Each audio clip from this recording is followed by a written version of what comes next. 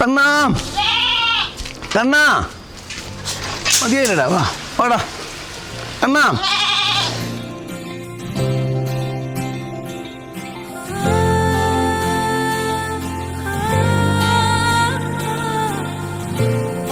എനിക്ക് ഈ പറയണം വടക്കേക്കാടുള്ള എന്നെ ഭയങ്കര സ്നേഹിക്കുന്ന ഒരു തടാകം കുഞ്ഞുമ്മദ് ഹാജി ഉണ്ട്.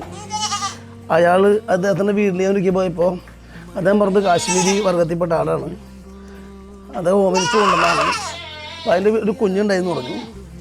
ആ കുഞ്ഞിനെ ഇന്നിപ്പോൾ പെൺകുഞ്ഞിനെ എനിക്ക് തന്നു. അദ്ദേഹം തന്നു. അത് വീട്ടിൽ കൊണ്ടുവന്ന് കുഞ്ഞിനെ വളർത്തിയപ്പോൾ അതിന് പ്രായമായി. നമുക്ക് ഇങ്ങനെ പ്രജൻസി കൊടുക്കേണ്ട സമയമായി. സത്യം പറഞ്ഞെനിക്ക് അപ്പോൾ ഇതിന് എവിടെ കിട്ടുന്നറിയില്ല. അങ്ങനെ അദ്ദേഹത്തിനോട് ഡ്രൈവറോട് സംസാരിച്ചപ്പോഴാണ് ഇങ്ങനെ മംഗലാവുന്ന അപ്പുറത്ത് ഒരു സ്ഥലത്ത് ഇതിൻ്റെ ആ പുരുഷനുണ്ട്, ബ്രീഡ് ചെയ്യാൻ പറ്റുമെന്ന് പറഞ്ഞു. അങ്ങനെ ഞാൻ അവിടെ എൻ്റെ ഈ കണ്ണൻ്റെ അമ്മേനെ അവിടെ കൊണ്ടുവന്ന് നിർത്തി. അവിടെ നിന്ന് ബ്രീഡ് ചെയ്യിച്ചു. അങ്ങനെ ബ്രീഡ് ചെയ്യിച്ചിട്ട് ഇവിടെ കൊണ്ടുവന്ന് പ്രസവിച്ചു. 2 മാസം കഴിഞ്ഞു, കുഞ്ഞായി. പെട്ടെന്ന് അഴുക്കാവും. അത്ര ഭയങ്കരമായി ഈ രോമങ്ങളുള്ളതുകൊണ്ട് പിന്നെ വെള്ളം നിറയായതുകൊണ്ട് പെട്ടെന്ന് ഒന്ന് അഴുക്ക് ചെയ്യും. ഇടയ്ക്ക് ഒന്ന് കുളിപ്പിച്ചില്ലെങ്കിൽ ഇതിൽ നല്ല ഈ ഒക്കെ വന്ന് പിടിക്കും. അപ്പോൾ ഞാൻ ഇടയ്ക്ക് കുളിപ്പിക്കും. എനിക്ക് നിന്ന് തരും ഇവള്. അല്ല ഭയങ്കര ഇഷ്ടമാണ്. അപ്പം പേര് വിളിച്ചാലൊക്കെ ശബ്ദം കേൾക്കും. എന്നേക്കാളും ഇഷ്ടം പിന്നെ രമേനയാണ്. ഇവിടെ എനിക്ക് വെറ്റിനറിക്ക് ഒരു പ്രത്യേക ഒരാളുണ്ട്, ഡോക്ടർ PD സുരേഷ്. പുള്ളി കൊല്ലത്തെ വെറ്റിനറി ഡോക്ടറായിരുന്നു. ഇപ്പോൾ റിട്ടയർ ചെയ്തു. അത് നമ്മുടെ എൻ്റെ ഫ്രണ്ടാണ്. ഞങ്ങൾക്കൊരു പെറ്റ് അസോസിയേഷൻ ഉണ്ട്. അത് ഞാനാണ് എൻ്റെ ചെയർമാൻ, അദ്ദേഹം അതിൻ്റെ സെക്രട്ടറിയാണ്. ഇപ്പോൾ സാധാരണ വ്യക്തികളൊക്കെ ഉപദേശം തരും. പക്ഷെ അദ്ദേഹം എന്ത് പറഞ്ഞു, ആരെയും കുളിപ്പിക്കേണ്ട, ചിലപ്പോൾ നല്ലതല്ല എന്നൊക്കെ പറഞ്ഞു. പക്ഷേ ഞാനത് പറഞ്ഞു വ്യക്തികളെ വൃത്തി കൊണ്ടുനടത്തിന് കയറി വല്ല അസുഖമൊക്കെ വരും ഞങ്ങൾക്ക്.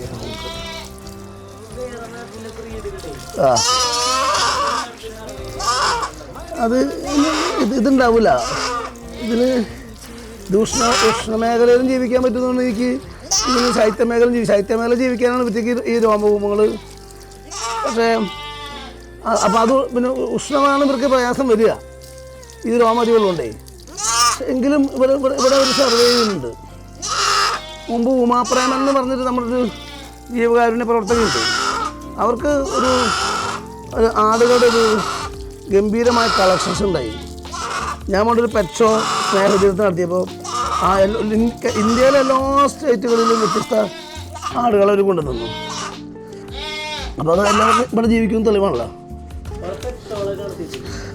ഞാൻ സംസ്ഥാനതല പെറ്റ് ഷോ നടത്തിയിട്ടുണ്ട്, നാഷണൽ പെറ്റ് ഷോ നടത്തിയിട്ടുണ്ട്. എല്ലാ വർഷവും നടത്തിയിരുന്നു. നാട്ടിൽ MLA നടത്തിയിട്ടുണ്ട്, കൊടുങ്ങൂർ MLA നടത്തിയിട്ടുണ്ട്.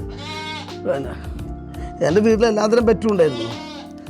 ഈ മെക്കാവോ വരെ 2 മെക്കാവോ പക്ഷി വരെ ഇവിടെ ഉണ്ടായി. ലോകത്തിലെ ഏറ്റവും വലിയ സപ്തവർഗത്തിൽപ്പെട്ടതാണല്ലോ. അപ്പോൾ അതേപോലെ ഈ സർക്കാർ നിയമപ്രകാരം വീടുകളിൽ വളർത്താവുന്ന എല്ലാത്തരം പക്ഷികളും ഞാൻ വീട്ടിൽ വളർത്തിയിട്ടുണ്ട് ഇവിടെ. ഭയങ്കര ഇൻ്റലിജൻ്റ്. പക്ഷെ ഞാൻ പിന്നെ DNA ചെയ്തപ്പോൾ 2 ആണായപ്പോൾ എനിക്ക് തന്നത് കോയമ്പത്തൂർ ഡോക്ടർ രവി എന്ന് പറയുന്ന ഈ ഡോഗുകളിനെ പറ്റിൻ്റെ ഒക്കെ ഒരു എക്സ്പെർട്ട് ഉണ്ട്. പുള്ളി എൻ്റെ ഇതേപോലെ ഫാമിലി ഫ്രണ്ടാണ്. പുള്ളി തന്നാണ്. പക്ഷെ 2 DNA ചെയ്തപ്പോൾ 2 ഇതായപ്പോൾ ഞാൻ അയാൾക്ക് തിരിച്ചു കൊടുത്തു.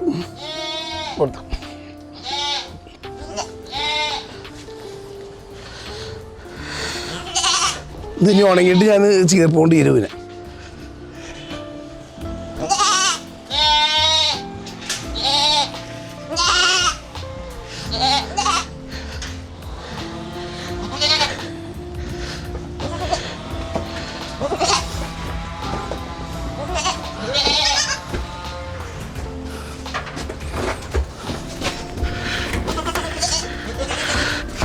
അങ്ങോട്ട് വാ, പോണങ്ങട്ടെ, ആകെ അഴുക്കാവും.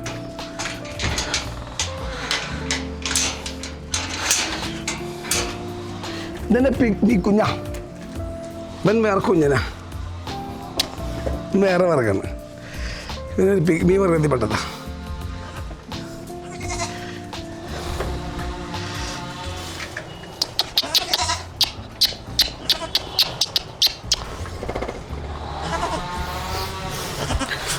ഇത് ഒരു ബിനീഷ് മാഷുണ്ട് ഏനമാവിലുള്ള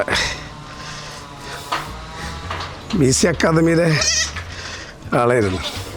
പുള്ളി എനിക്ക് തന്നാണ് ഈ കൂടൊക്കെ.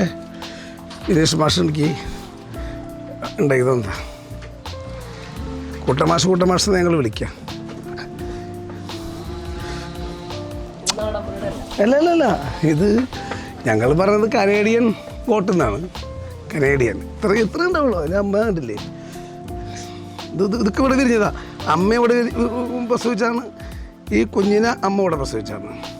ഇതിൻ്റെ മറ്റ് ഉള്ളവരൊക്കെ ഓരോരുത്തർക്ക് കൊടുക്കും. ഞാൻ ഈ വെച്ചൂർ പശു ഗവൺമെൻറ് എനിക്ക് പൈസ കൊടുത്ത് തന്നതാണെങ്കിൽ പോലും അപൂർവം കിട്ടാത്ത കിട്ടിയാണ്. ആദ്യം പലർക്കായിട്ട് പങ്കുവെച്ച് കൊടുത്തു. അങ്ങനെ പറഞ്ഞ കോട്ടപ്പുറം ബിഷപ്പ് കാരിക്കശ്ശേരി പിതാവിന് വരെ കുഞ്ഞിനെ കൊടുത്തു എന്ന് പറഞ്ഞു. എൻ്റെ ഒരുപാട് സ്നേഹിതന്മാരുടെ വീടുകളിൽ ഞാൻ കൊടുത്ത വെച്ചൂർ പശു ഉണ്ട്. അതേപോലെ ഈ ആടുകളുണ്ട്. ഒന്നും ഞാൻ പൈസയ്ക്ക് വെക്കില്ല. ഓമനത്തോട് വളർത്താൻ ആഗ്രഹിക്കും.